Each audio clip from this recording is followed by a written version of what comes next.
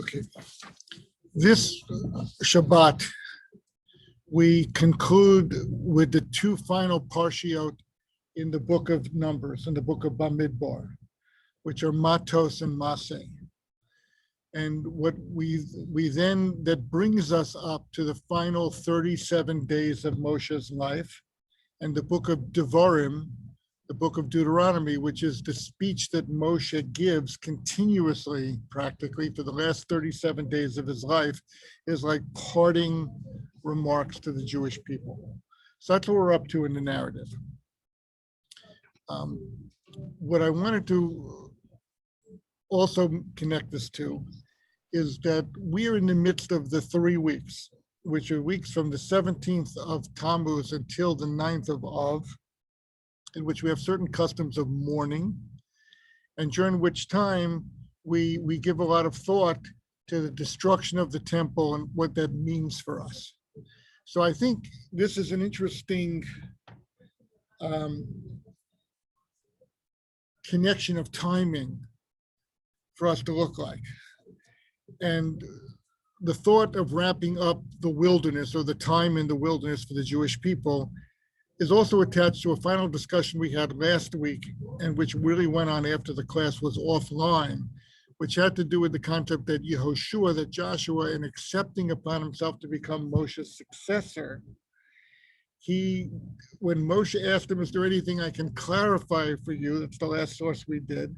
He seemed to say, no, I'm in good shape. And that caused a breach in the smoothness of the transition of the tradition from Moshe to Yehoshua. It says that 300 laws were forgotten and 700 laws became doubtful because of the attitude that Yehoshua, to some slight extent, evidenced by not saying to Moshe, of course I wish I could have you as my teacher forever, but at this point I think we'll be okay, which I think would have been enough of an admission on his part that the transition from one generation to the next of Torah life distances us from the actual standing at Mount Sinai and represents a weakening of our connection to God. So I want to just look at these confluence of ideas together and start with going back to what we began the book of Bamidbar, the book of Numbers, with. And that's this quote from Jeremiah chapter 2, sentence 2. It's above the first source, where God says wistfully in the prophecy to Jeremiah, I remember the kindness of your youth.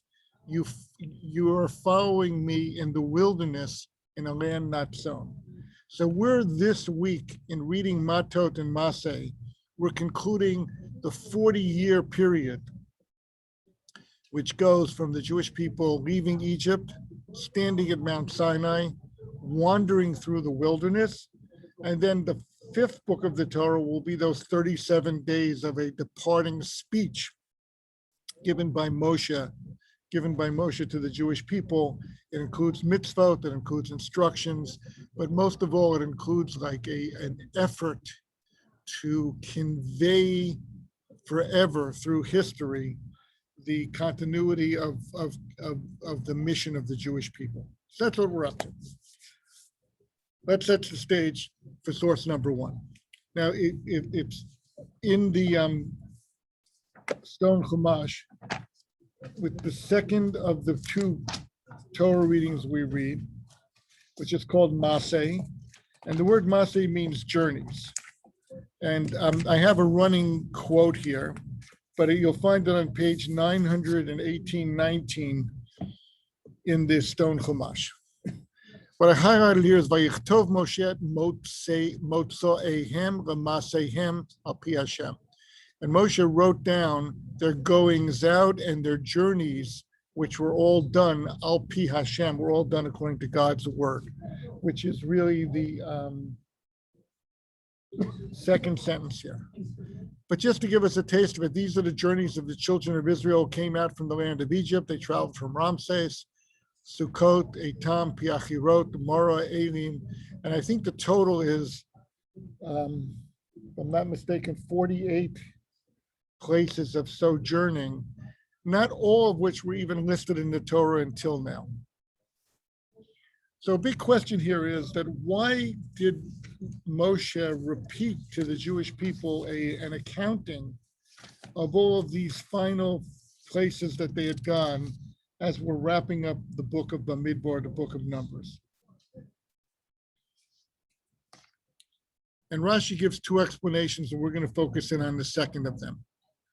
So as it says in the source sheet, Rashi, a second explanation to understand why Moshe would spent a whole chapter listing through all these different places. And in some places it becomes very perfunctory. You know, they journeyed from Avot and they encamped in the ruins at the border of Moab. They journeyed from the ruins and encamped in Debot Gad. They journeyed from Debot Gad and they encamped at Almon Debrayot. So you can see where the nature of the recounting of the journey is lacking any detail or specificity. And it's literally like, you know, running through an itinerary and saying, oh yeah, we were in Greece and we were in Italy and we were in Switzerland and we were in England and now we're back home. What's the value of that? So Rashi gives a second explanation by way of a parable. And this is a very eye-opening, surprising parable. It may be compared to the case of a king whose son was ill and whom he took to a distant place to cure him. When they returned home, the father began to enumerate all the stages, saying to him, to the child, here we rested, which the Goraic says means we were at peace. Here we were cold, meaning you felt you were lacking something. Here you had a headache, you were in danger. And the Midrash Tanchuma says that's the nature of this listing. Now, is this surprising to us or not? First of all, if you look at the narrative the way we've gone through it forward and not backwards, the way the king is doing it now, I would give you a completely different narrative. God rescued the Jewish people from Egypt. He rushed them out. He brought them 7 weeks later to Mount Sinai. Splitting of the sea happened in the middle. He presented the 10 commandments and elevated the people. And then God's idea was, let's go to the land of Israel. And the Jewish people messed up and had doubts and delays and causes. And finally, with the sin of the spies, it was decreed upon them that they would wander around for 40 years before they go inside. So in a certain sense, you might expect the father to say, well, we finally are where we were supposed to be 39 and a half years ago, if not for the fact that you have been such a total pain in the neck. It's sort of the way we feel if you've ever taken a trip with your kids when they're very little, and you realize that, you know, it said on the GPS it was supposed to take 5 hours to get there, but we had to stop to the bathroom 14 times. And this kid was throwing a tantrum and this kid was in a fight. And the other thing happened, and therefore it took us 40 hours instead of 5. That sort of would be the way we would do it prospectively. But retrospectively, what Rashi is saying here, according to this Medrash Tanchum, and it is repeated again in the Medrash Rabbah, also a very similar version, that God's attitude was not like that. So could anybody explain what's going on here? You know, what is God's recollection of these 40 years? What is it? How does it color our understanding of the whole book we're about to complete and we're about to finish? Anybody want to make a suggestion? Well, by emphasizing details, we talked about how Hashem cared for us and helped us move along throughout all the different stages. So by emphasizing details, you mean about, or maybe by mentioning each and every place. Right. But why isn't that extremely annoying? You know, like, I'll think about my trip. We stopped at this rest stop because you needed to use the restroom. And then we got back in the car and we started to go, but then the other kid decided they needed to go to the restroom. So we backed up on the ramp and we were there again. And then we started to go again, and lo and behold, we couldn't even get onto the freeway when we had to stop a third time. That's really what the narrative breaks down to being, because after all, it was meant in a certain conceptual frame to be a straight, short journey. Now, not the shortest possible journey, because we remember in the book of Exodus, it says they could have gone straight up the coast of the Mediterranean, but God said, no, that was not a good idea because the police team, the Philistines were there and the people would get afraid and they would run back. So clearly there needed to be some development, sort of like thinking about Dunkirk, we got to pull the troops back and we have to train them for a while before they're really ready to carry out their mission.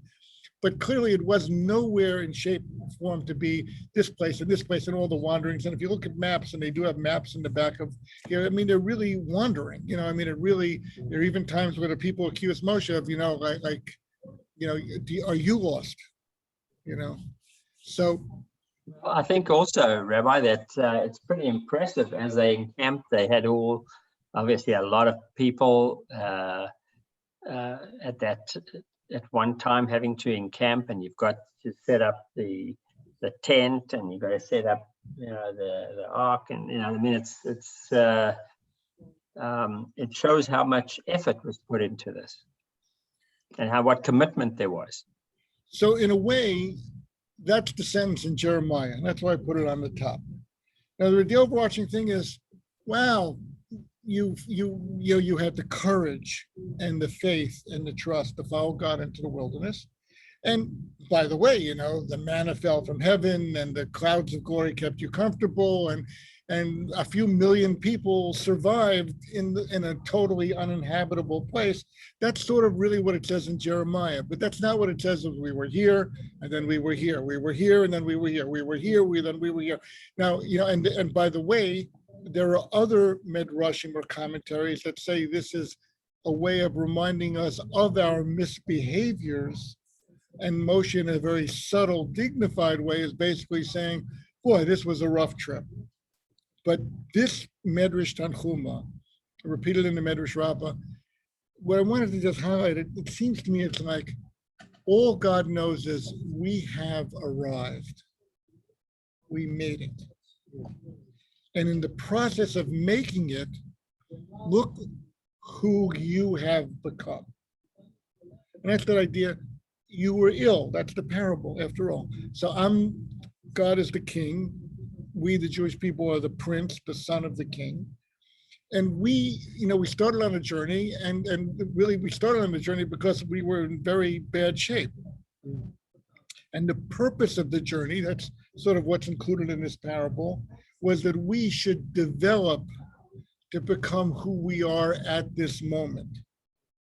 So it really, it strikes me so much as a celebration. Look, in a certain way, God saying, look who you have become. Look at all that we have been through. Look at all the stages and steps of progress that we have made. People don't very often look at their life this way in detail. It's much easier to just take the sentence of Jeremiah and say, wow, what a period of time. But when you say, but there was this stop and there was this headache, and there was this moment when you felt lacking, and then there were these places where we camped and there was peace and there was harmony and there was, we were able to commune together and connect, and then we moved on to another place and there was another problem. But you can only say this in a good-natured way if you're so focused on look what the outcome has been. Look where we have arrived. So that's like an idea I wanted to put forward. And I will tell you that my thinking here is colored by a book I finished reading recently. It's called The Rabbi of 84th Street. It's a short, not heavy-duty book. It's about a man named Rabbi Besser, Haskell Besser. And I'll just give you one quick thumbnail. He was a person born in a German-speaking Polish community in 1923. His family, right at Kristallnacht, left immediately and went to Palestine. He joined his family. He was only 16 at the time, but he was left behind to wrap up their business interests and take care of things. And he had a very difficult time, but he made it to Palestine himself. In 1952, he had some health issues, decided to come to America, loved America, decided to raise his family in America, moved in on the Upper West Side. That's the 84th Street connection in Manhattan. And he lived out his life as a Hasidic man and left a few generations of children and grandchildren, financial success. And in the book, there's a lot of reflecting on his life. And in a way, if you think about it, what did he see in his life? As a young child, he saw because he was a Hasidic young man who, he was known in New York as the Chassid who loved going to the opera and the symphony because he came from a very, very cultured German family also. Hasidic and culture don't often get put in the same sentence, but that was the case with him. But he had a sense of, when he reminisced about his life, about that, yes, I saw so much rebuilt, but of course, in the end, it didn't come up to the standard of the glory and the greatness that I saw when I was growing up. And that was but he was a happy person. He was very involved. He was the international chairman of the Daf Yomi for a few years because he really believed in getting people to study Talmud and to learn together and to grow together, things that weren't so obvious to people who came to America in 1952 and built a life here. But there was this sense, like I'm saying here, of a lot of difficulties. The whole world that he was born into was gone forever. And yet he saw an echo of it rebuilt in his lifetime, and he felt very satisfied and very thankful that he played a small role in doing that. So it's sort of like this mixed bag, but one that can give a person tremendous happiness and contentment. That he didn't pass away, and he did pass away in, I think, 2010, at whatever age that would make him, born in 1923. He was about 84 years old, I think 83 years old. But in other words, he left this world a very content person, and yet a person who realized that there'd been much travail and much turmoil and much destruction that took place in the course of his lifetime. And it sort of evokes to me what this comment of Rashi does. In other words, here we are, we the Jewish people, we've arrived at the banks of the Jordan River under the leadership of Moshe. We've certainly had our ups and downs, but every difficulty has contributed to who we are today. And that's sort of the perspective I want to take. I saw the Rosh Yeshiva, if anybody has a question, I saw the Rosh Yeshiva of Chavetz Chaim quoted from Rabbeinu Mibar Tanura the following commentary on this. In Egypt, and this was his take on it, we became sick through involvement in idolatry and immorality. Hashem brought us to Mount Sinai, presented us with the Torah, and through the 40 years in the wilderness as a healing process, now about to enter the land and to return to the lofty levels of our patriarchs, Abraham, Isaac, and Jacob, who enjoyed experiencing the presence of Hashem, which was revealed amongst them. It is a time to recount and reminisce. And that's sort of the tone that I take away from this. And I'm reading that into his tag on to the Rashi, quoting the Medrash. Now, the Rosh Yeshiva of Chavetz Chaim, Rabbi Leibowitz, asked a question in this discussion of these sources and says, the Talmud teaches that a person is never allowed to remind a Baal Teshuvah of their past in any kind of a negative way. And the Gemara gives examples like person's not allowed to say, oh, I remember when you used to eat so-and-so or something like that. And the Rosh Yeshiva, in just clarifying why this would fit into the Torah here, just the idea that if the reason is to express joy of achievement, and that's what he pulls out of this, or if it's to take stock of the magnitude of the progress that the people have achieved, that for those purposes, that's not what the Talmud is talking about avoiding mentioning. And so we see here that there's a certain sense of importance of us taking stock of our lives in a way that celebrates that which legitimately should be celebrated, which is whatever achievement we have. Now, a little bit, I find this not a perfect fit because the Medrash really takes the position of the king. Therefore, if you think about it from the king's viewpoint, the king's prompting for this whole trip was because my kid is sick. But that's what the Bartanura adds. Says, in other words, you are my children, God is saying. And I sent you down to Egypt for a purpose, that you should be galvanized into a people, and so I could take you out of there and give you the Torah. But in the course of you being there, you became involved in idolatry. You saw and were impacted by lives of immorality. So that needed to be cured also from you. And the experience of going out from Egypt itself was not the cure. And the experience of standing at Mount Sinai and receiving the Torah, that was not the cure. It required us to travel around seeking a cure. That's what I get from this, is that every step along the way was important. Mhm. And instead of summarizing it by, well, we had the splitting of the sea, we had the golden calf, we had just a few incidents. This seems to say that every step along the way is important. Good, okay, in a certain sense, that idea, I mean, there are no shortcuts in life, in a way. In other words,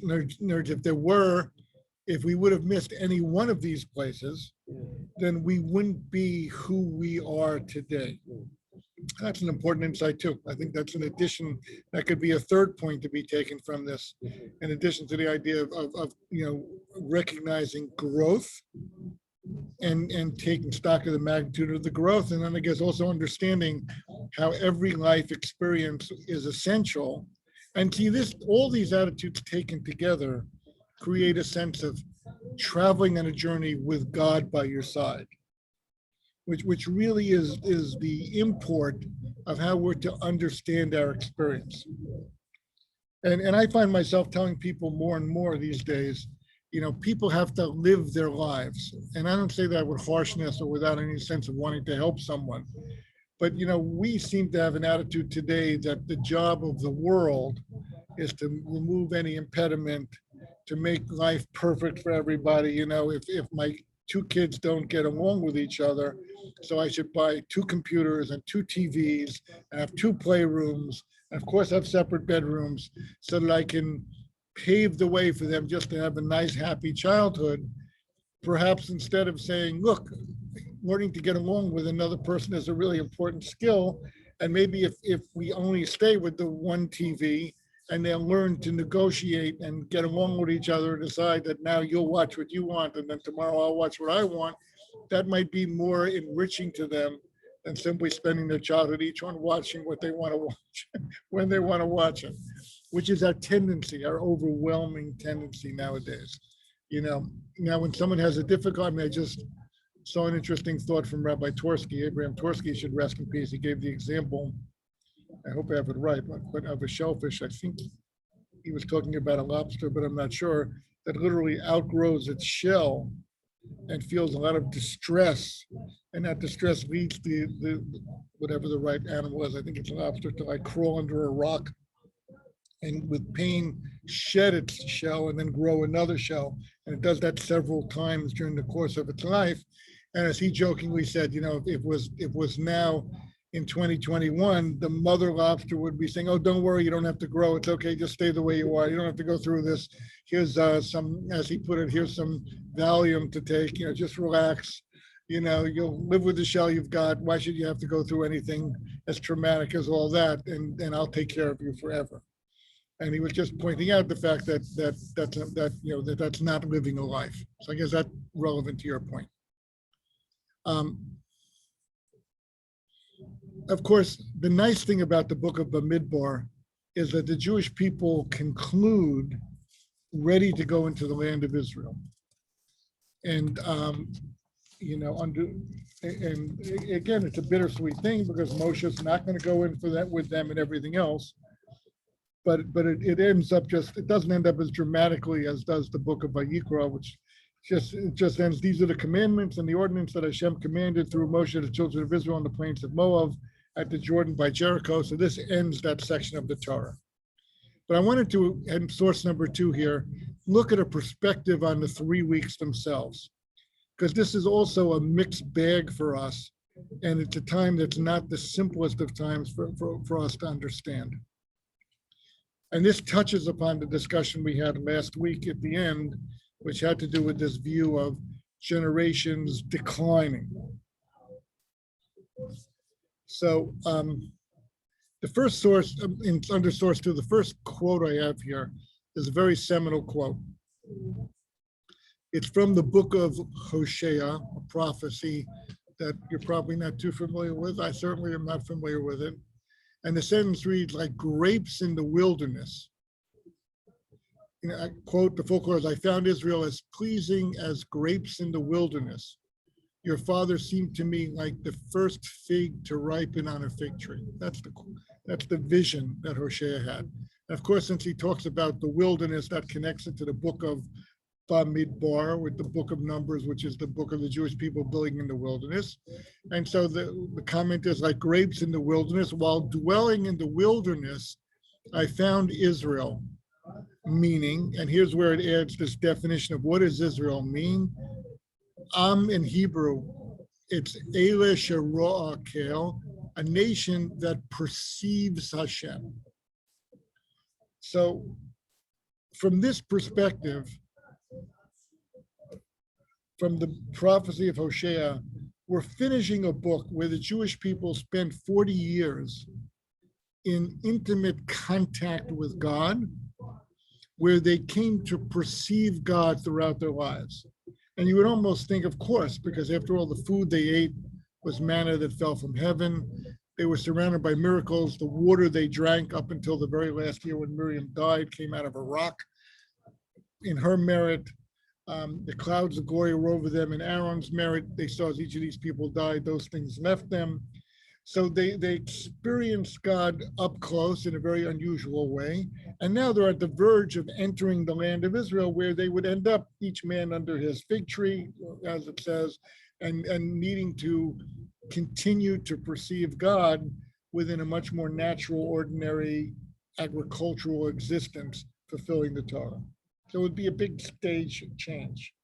So this is where the Rebbe of Rishnas, and this is purely Hasidic Torah that my wife has a whole development on, but I just wanted to give a few highlights of what these stages look like. So, okay. So what the Rebbe of Rishnas says is that human beings are made up of three distinct parts. And he's going to go through them as allegories for these stages of life for the Jewish people. There's the head, there's the trunk of your body, and there's your legs and feet. Okay. And by the way, he does this with immense number of references to the Torah. And specifically, when we get into the book of Deuteronomy, we're going to see that the third parsha is called Akev, which means the heel, or on the heels of. So this is where this analogy it comes from. But it comes from the use of the word Akev throughout the Torah. The name Yaakov includes the word Akev because Jacob was holding onto the heel of his brother Esau. Let's just look at this as a conceptual piece. So he says the early generations, these generations that went out of Egypt and that experienced the wilderness, they were like a head. What do we know is concentrated in our heads? Our heads is our whole sense of seeing, hearing, intellectual processing, all that takes place in our head. So hence it's related to this quote from the book of Hosea, that we were originally a nation that perceived Shero'a Kel. We saw God. He was a presence to us. He was clear to us. And that's using our head, so to speak. It says over time, as that high level of attachment dissipated, the middle generations are like the trunk of your body. What's in the trunk of your body? Your heart and your kidneys. We'll just talk about two of the key organs. Your heart, because there's the feelings and the ability to have a wholehearted relationship with God is there. And the kidneys, just in the sense of filtering your experiences and justifying Hashem's guidance, this enables, it enabled the Jewish people, and I don't know exactly when one period begins and one period ends, but let's say in rough terms, in other words, the two temples would represent the times when we were whole, and therefore the seat of our connection to God was in our head, was through our senses, our hearing, seeing, smelling, our intellectual attachment. After the destruction of the temple, let's say all the way through, let's say till the Middle Ages or beyond that, we had the ability to have the heart and the kidneys, we had the ability to have deep feelings of connection, and our bodies were remaining connected to God. It says now we're at a period of time of Akev. And the word Akev, by the way, it also refers to an idea of Ikvasa de Mashiach, which really means the epoch of Mashiach. But again, it uses that same word Akev, like on the heels or on the threshold of Mashiach coming. So that at this time, all those things have dissipated. So what are we clinging to? We're clinging to two things: a sense of faith and a sense of regard and appreciation of those who have come before us. And those who have come before us, I want to say specifically, means those individuals who link us back to these earlier periods of time. And here I could point to Rabbi Besser. I would point to something else, which is a talk that Rabbi Meir Soloveitchik gave this year about Menachem Begin, and about Menachem Begin stressing about himself. He said one of the key elements of his life is that he felt he carried the yoke of all the Jewish people who had come before him. And in a very interesting way, Rabbi Soloveitchik was explaining that unlike other Zionist Jewish leaders, Menachem Begin didn't see the founding of the present state of Israel as a break with the past, as a new Jew coming on the horizon, but he saw it as a fulfillment of the dreams and hopes and aspirations and greatness of the people that came before him. And in Hebrew, I have a quote on my refrigerator from him, which I bought at the Begin Museum, where he said, and I'll say it in Hebrew and then I'll explain it, Lo b'zchut hakoach, ela b'koach hazchut, which means, translate, it's not in the merit of our strength, but it's rather in the strength of our merit. That's his phrase. So in other words, he saw the founding of the modern state of Israel and the return to the land of Israel, not as us defying the past generations of suffering, of the Holocaust, of the proverbial ghetto Jew, that we were shedding that shell and leaving it behind, and we were rather creating a brand new being in the new Jew who's ready to fight and to strive and to be at one with all of mankind, which we've seen how profoundly that's not fulfilled, in spite of all those other abilities. But he saw it rather as, this is the echo of the greatness of the generations that have come before us. And I think that's also a big commentary on this biography of this Rabbi Haskell Besser that I read. In other words, he saw so much disappear forever in his lifetime. And yet he felt as though, but look how, and I'm saying this in a very serious way, look how bright the lights are from the fumes that remain. You know, this thing in auto racing, he's running on fumes.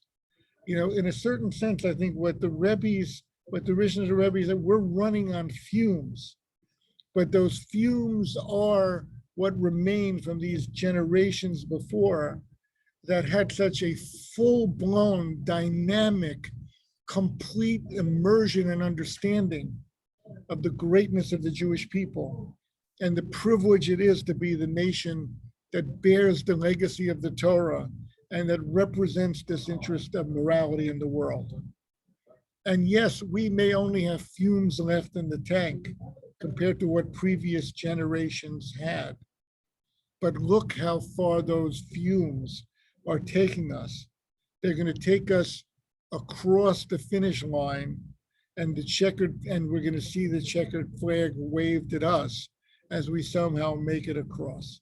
And I think that that's also an allegory that we should think about a lot as we go through this period of the 3 weeks, and we think about the destruction of the Beit HaMikdash, as we think about the turmoil of the Jewish people through the Holocaust, our opportunity to rebuild and build the land of Israel and occupy Israel as we have today, but not as that being us in spite of our past, but rather because we're able to hold on, just like Rabbi Soloveitchik describes the attitude of Menachem Begin, hold on to that greatness of the past.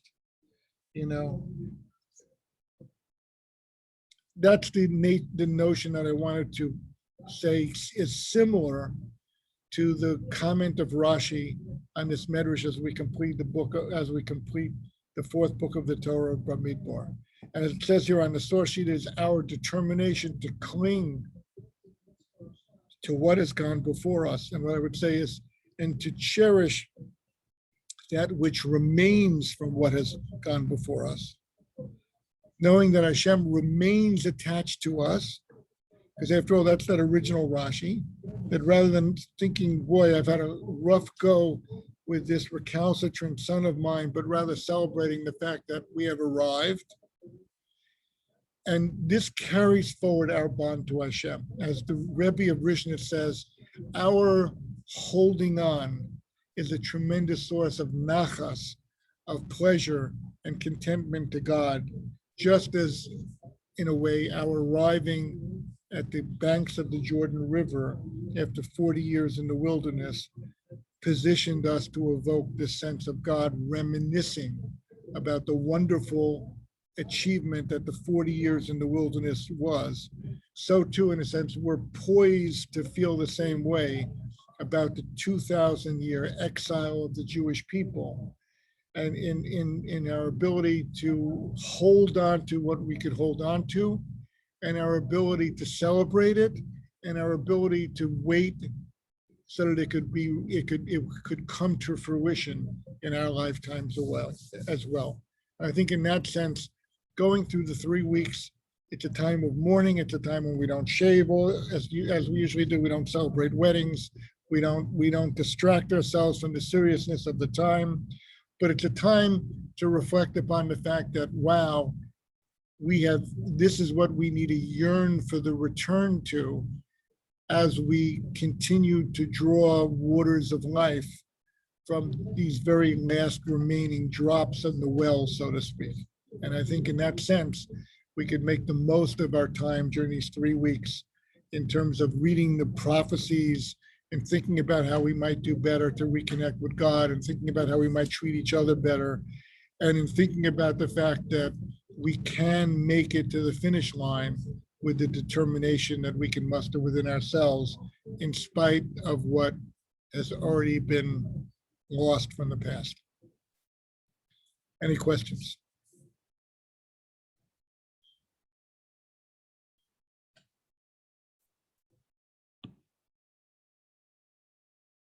All right, so thank everybody for participating, and we please God that should be a meaningful 2.5 weeks left as we lead up to Tisha B'Av, and next week we'll begin the fifth and final book of the Torah, the book of Devarim.